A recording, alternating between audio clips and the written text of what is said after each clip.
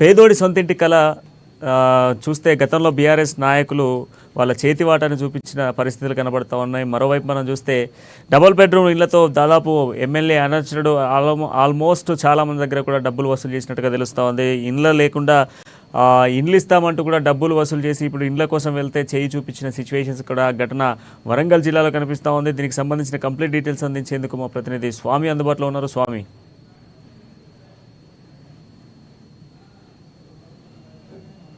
BRS ప్రభుత్వం పేదోడి కళ నెరవేర్చడానికి ఒక ప్రణాళికబద్ధంగా ఆ డబుల్ బెడ్రూమ్ కళనైతే నెరవేర్చలేకపోయిందని చెప్పుకోవచ్చు. డబుల్ బెడ్రూమ్ ఆ పేరుతోని కూడా మహబూబాబాద్ జిల్లాలో ఒక హాట్ టాపిక్ గా మారిందని చెప్పుకోవచ్చు. ఎందుకంటే గత ఎమ్మెల్యే రెడ్డి నాయక్ ఆధ్వర్యంలో కూడా రెడ్డి నాయక్ అనుచరులు రెడ్డి నాయక్ అంటే డొన్నకల్ నియోజకవర్గంలో కూడా ఆ చిన్న గూడూరు మండలం కేంద్రంలోని కూడా 100 పడకల 100 అంటే డబుల్ బెడ్రూమ్ లో 100 మందికి 100 డబుల్ బెడ్రూమ్లను నిర్మిస్తారని చెప్పి కూడా ఒక ఆ చేతి వాటనైతే తీసుకున్న నేపథ్యం చిన్నగూడూరు మండలంలో నెలకొందని చెప్పుకోవచ్చు. ప్రస్తుతానికైతే ఆ చిన్నగూడూరులో ఎమ్మెల్యే రెడ్డి నాయక్ అనుచరుడు మండల ప్రధాన కార్యదర్శి అటువంటి దారా సింగ్ ఒక లబ్ధిదారు దగ్గర నుంచి 1,00,000 నుంచి 1,60,000 రూపాయలు కూడా తీసుకున్న నేపథ్యం అయితే చిన్నగూడలో నెలకొంది. కానీ ప్రస్తుతానికైతే ఆ డబుల్ బెడ్రూమ్ పేదోడి కళ ఇంతవరకు నెరవేరలేదు. మహబూబాద్ జిల్లా కాదు, ఉమ్మడి వరంగల్ జిల్లా వ్యాప్తంగా కూడా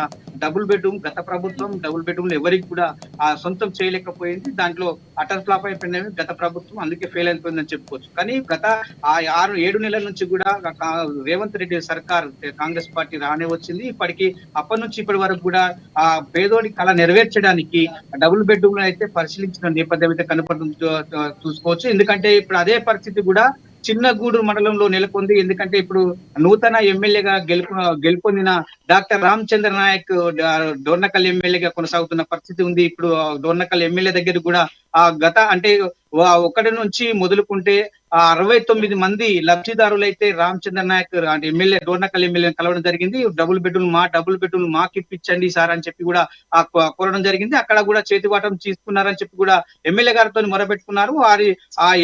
ఎవరి బాధ్యులకు వారే కారకులు అని చెప్పి కూడా అతను చేయడం జరిగింది. ఎందుకంటే గత ఎమ్మెల్యే రెడ్డి నాయక్ అయితే అనుచరుడు దారసింగ్ ను అయితే మీరు నిలదీయని చెప్పి కూడా కోరిన పరిస్థితి కనబడుతుంది. ఇప్పుడు అతని పైన దారసింగ్ అయితే ఎవరైతే చేతివాటం తీసుకున్నారో ఆ డబుల్ బెడ్రూమ్ లను ఇప్పిస్తానని చెప్పి కూడా లబ్ధిదారుల దగ్గర నుంచి 1,00,000 నుంచి 1,60,000 వరకు తీసుకున్న నేపథ్యం అయితే ఉందని చెప్పుకోవచ్చు. వాటిని అడిగితే మాత్రము ఆ కోపత్రయాలకు కూడా గురి చేసి దాడులు చేసే ప్రయత్నం చేస్తున్నారని చెప్పుకోవచ్చు. ప్రణయ్, ప్రస్తుతానికైతే ఆ చిన్నగూడు మండలంలో డబుల్ బెడ్రూమ్ల పరిస్థితి అయితే ఒక ఉద్రిక్తగా వాతావరణం నెలకొందని చెప్పుకోవచ్చు. ప్రణయ్, ఉన్నటువంటి మాజీ ఎమ్మెల్యేకి సంబంధించిన అనుచరుడిపై ఎలాంటి చర్యలు చేపట్టబోతా ఉన్నారు? స్థానిక ప్రజలు దాదాపు మీరు అన్నట్టుగా 1 నుంచి 69 మంది లబ్ధిదారులందరూ కూడా వెళ్ళి ఎమ్మెల్యేని కలిసిన నేపథ్యంలో తమకు న్యాయం చేయాలంటూ కూడా బోరు పెట్టుకున్న నేపథ్యంలో మరి నిందితుడిపై ఎలాంటి చర్యలు తీసుకోబోతా ఉన్నారు? వారికి సంబంధించిన చర్యలు ఏ విధంగా ఉండబోతా ఉన్నాయి? ప్రజలు ఏం కోరుకుంటా ఉన్నారు? ప్రణయ్, 69 మంది లబ్ధిదారులు అయితే డబుల్ బెడ్రూమ్ లో 100 డబుల్ బెడ్రూమ్ అయితే 1 నుంచి 100 వరకు నిర్మాణం చేశారు. ఇప్పటికి ప్రస్తుతానికైతే వ్యస్తవ్యస్తంగా కూడా డబుల్ బెడ్రూమ్ నిర్మాణం జరిగిందని చెప్పుకోవచ్చు. ఎందుకంటే జిఎస్టి పేరుతోని సిమెంట్ సలాకి ఇనుప అంటే రేట్లు పెరిగిందని చెప్పి కూడా లబ్ధిదారులకు లబ్ధి చేయకుండా కూడా చేతి వాటం 1,00,000 నుంచి 60 అంటే 1,60,000 వరకు తీసుకున్న నేపథ్యం అయితే ఆ ప్రధాన అనుచరుడైన దారాసింగ్ నేతృత్వంలో జరిగిందని చెప్పుకోవచ్చు. అతని పైన కూడా చర్యలు తీసుకోవాలని చెప్పి కూడా 69 మంది మాత్రము ఇవాళ పోలీస్ స్టేషన్ కి అయితే వెళ్ళడం జరిగింది. పోలీస్ స్టేషన్ లో కూడా ఎవరైతే రెడ్డి నాయక్ ప్రధాన అనుచరుడైతే ఆ దారాసింగ్ ఉన్నారో ఆ దారాసింగ్ పట్ల కూడా మా డబుల్ బెడ్రూమ్ మాకు ఇవ్వాలి, మేము తీసుకున్న డబ్బులు మాకే చెల్లించాలని చెప్పి కూడా ఆ ఎస్ఐకి అంటే స్థానిక పోలీస్ స్టేషన్ లో అతని పైన కూడా ఆ పిటిషన్ ఇవ్వడం జరిగింది. ప్రస్తుతానికైతే ఆ కేసు పట్ల దర్యాప్తు చేస్తున్న నేపథ్యం అయితే ఉంది. ఎందుకంటే వారు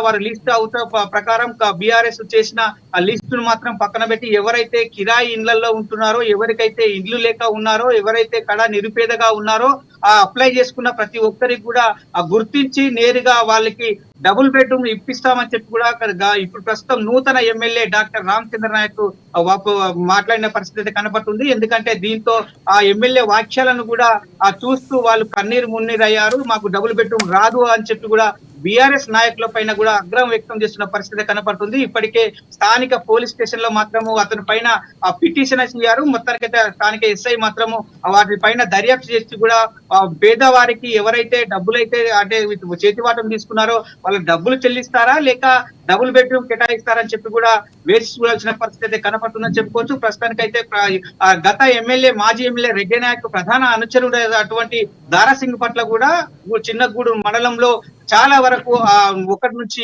100 మంది వరకు అంటే 69 మంది మాత్రము చాలా ఒక కోపద్రేకులతో ఉన్నారని చెప్పుకోవచ్చు. ప్రస్తుతానికైతే దారాసింగ్ మాత్రము రోజు వారీగా కాలం నాటి దాటవేస్తున్న నేపథ్యం అయితే ఉందని చెప్పుకోవచ్చు. ఎందుకంటే వీరు లబ్ధిదారులు లబ్ధి జరగకుండా ఇటు ప్లస్ వాళ్ళు ఇచ్చిన డబ్బులు చేతివాటం ఇవ్వకుండా కూడా పోతుందని చెప్పి కూడా ఆ పేద ప్రజలైతే ఆ కన్నీరు మున్నీరైన పరిస్థితి అయితే చిన్నగూడూరులో చోటు చేసుకుందని చెప్పుకోవచ్చు. ప్రణయ్ స్వామి, గతంలో మనం చూస్తే ఉమ్మడి వరంగల్ జిల్లా వ్యాప్తంగా కూడా ఇటువంటి సిచ్యువేషన్స్ ఉన్నట్టుగా తెలుస్తుంది. పలు నియోజకవర్గాలు హన్మకొండ కావచ్చు, వరంగల్తో పాటుగా మరికొన్ని నియోజకవర్గాల్లో ఇలాంటి పరిస్థితులే ఉన్నాయంటూ కూడా కొంత సమాచారం ఉంది. ఇది నిజంగానే గ్రౌండ్ లెవెల్లో నిజంగానే ఎమ్మెల్యే అనుచరులు గతంలో ఉన్నటువంటి మాజీ ఎమ్మెల్యేల అనుచరులు కంప్లీట్గా కూడా దోచుకునేటువంటి ప్రయత్నం చేశారు. వరంగల్ జిల్లా వ్యాప్తంగా కూడా ఇటువంటి చర్యలే ఉన్నాయన్నటువంటి వార్తలను కూడా చూసాం. ఇది వాస్తవమేనా?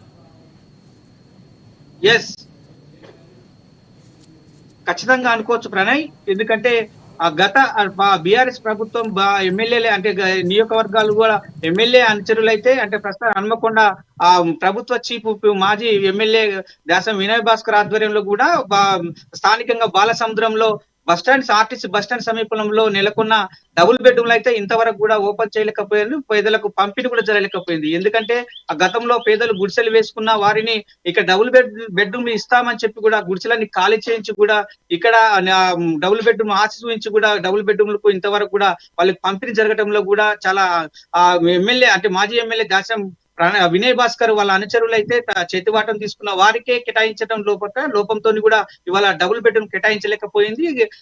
పూర్తిగా చూసుకుంటే ఉమ్మడి వరంగల్ జిల్లాలోని కూడా డబుల్ బెడ్రూమ్లు ఏ ఒక్క లబ్ధిదారు కూడా ఇవ్వలేకపోవడంతో కూడా ఇవాళ విఫలమైందని చెప్పుకోవచ్చు బీఆర్ఎస్ ప్రభుత్వం ఒకరి కూడా ఇంతవరకు అంటే ఎమ్మెల్యే నుంచి మొదలుకుంటే మంత్రులు కూడా గెలవలేకపోయిందని చెప్పుకోవచ్చు. ప్రధానంగా కూడా ఇది ఒక కారణం అని చెప్పుకోవచ్చు ప్రణయ్. ఇప్పుడు ఎందుకంటే ఎమ్మెల్యే అనుచరులే ప్రధానంగా కూడా వారే ఏలిన అంటే రాజ్యం వెళ్ళిన నేపథ్యం అయితే జరుగుతుందని చెప్పుకోవచ్చు. అందుకే గత బీఆర్ఎస్ ప్రభుత్వాన్ని అయితే ప్రజలైతే చిత్తుగా ఓడించారని చెప్పుకోవచ్చు. ఎస్, థ్యాంక్ యూ స్వామి. మొదటికి గత బీఆర్ఎస్ ప్రభుత్వ వైఫల్యం కనిపిస్తూ ఉంది. డబుల్ బెడ్రూమ్ల నిర్మాణం చేసినప్పటికీ నిజమైన లబ్ధిదారునికి ఇల్లు అందకపోవడం, ఎమ్మెల్యే అనుచరులు ఎమ్మెల్యే పేరు చెప్తూ డబ్బులు వసూలు చేస్తూ నిజమైన పేదోడికి సొంతింటి కళ నెరవేర్చకపోవడమే కంప్లీట్గా కూడా నిర్లక్ష్యం కనిపిస్తూ ఉంది.